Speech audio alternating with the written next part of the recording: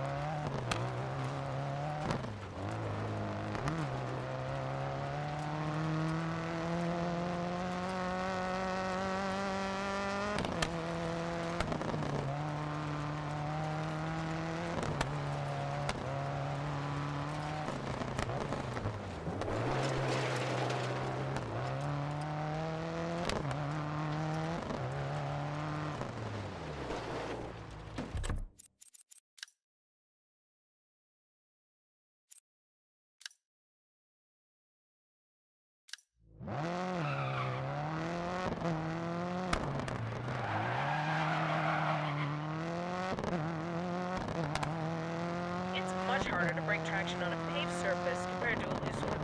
Try to push as hard as you can using smooth, sweeping racing lines to maintain speed through the turn. A little bit of tire squeal is a good sign that you're pushing the car to its limits, but if you feel the wheels starting to slide, try to ease off. Keep a smooth line. Sometimes you can make up time by skipping over the apex, but watch what's under your wheels. Obstacles like curbs can unsettle the car. A quick jab of the handbrake can break traction and help get you around tight hairpins.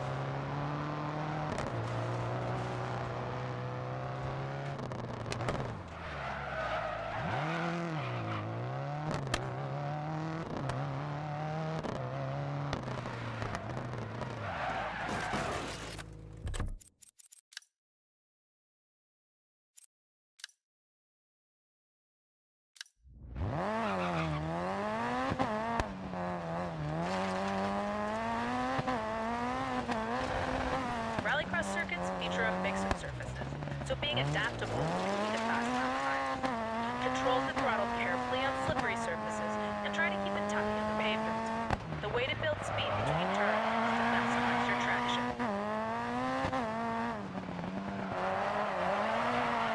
When transitioning from a loose surface to a harder one through a corner, you can attack at speed because the traction change will neutralize some of the oversteer. When you're going the other way, like from pavement to gravel, the effect is the opposite, so you need to scrub enough speed to ensure you don't run wide in the corner exit.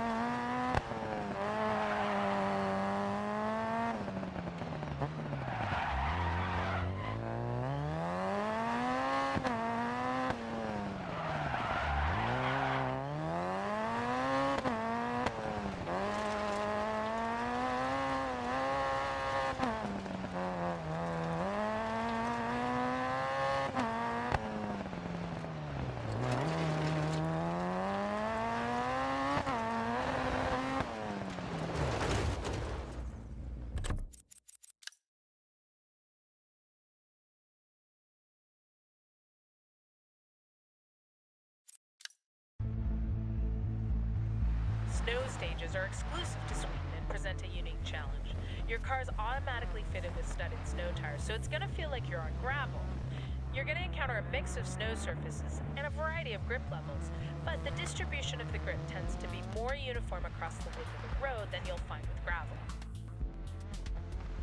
A typical snow surface features a layer of snow over ice, gravel, or tarmac.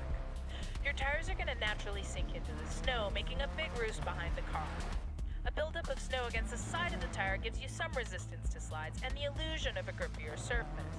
That resistance will subtly slow your forward motion too.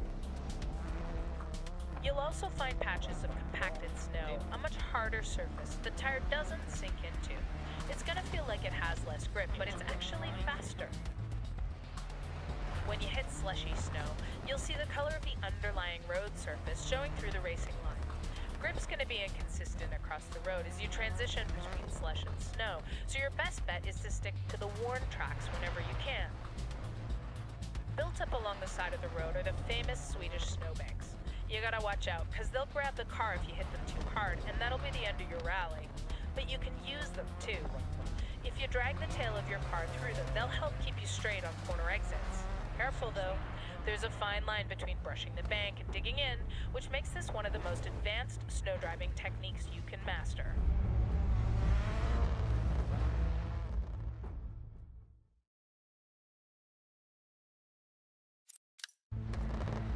Throughout your career, weather's going to play a huge part in your successes and your failures. You'll experience sun, rain, mist, fog, and snow, all with varying degrees of intensity. The characteristics of the track surface are going to change from stage to stage, and sprawling vistas suddenly change from beautiful scenery to deadly sheer drops hidden behind a thick layer of fog. Each condition demands your respect and requires a different approach to driving. Sunny conditions give you the best visibility of the track ahead, and if it hasn't rained recently, the surface will also be dry. In rally, push hard when it's sunny and dry to make up for time lost in wet conditions or to gain an advantage if the weather changes. In Rallycross and Land Rush, visibility can actually be worse due to the dust and debris kicked up from dry, loose surfaces. Try different lines to avoid getting lost in your opponent's dust. Wet conditions reduce grip levels, and depending on how heavy it's raining, can impact visibility. In rally, put your faith in your co-driver in low visibility conditions and adjust your attack to compensate for the reduced grip.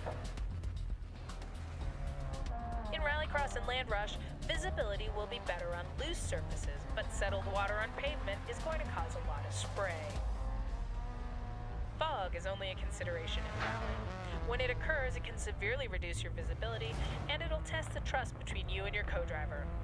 Keep an eye out for any obstacles beyond your co-driver's control, like stranded cars, and consider taking it slightly easier in these conditions if you can.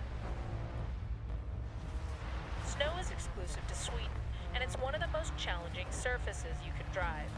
Your car's going to be surprisingly capable in its snow setup, but the snowbanks and overplow at the side of the road can be punishing if you get offline. Managing wheel spin with careful throttle control is key to maintaining traction. If snow is falling as you drive, visibility can be a challenge, so consider when to push and when to play it safe.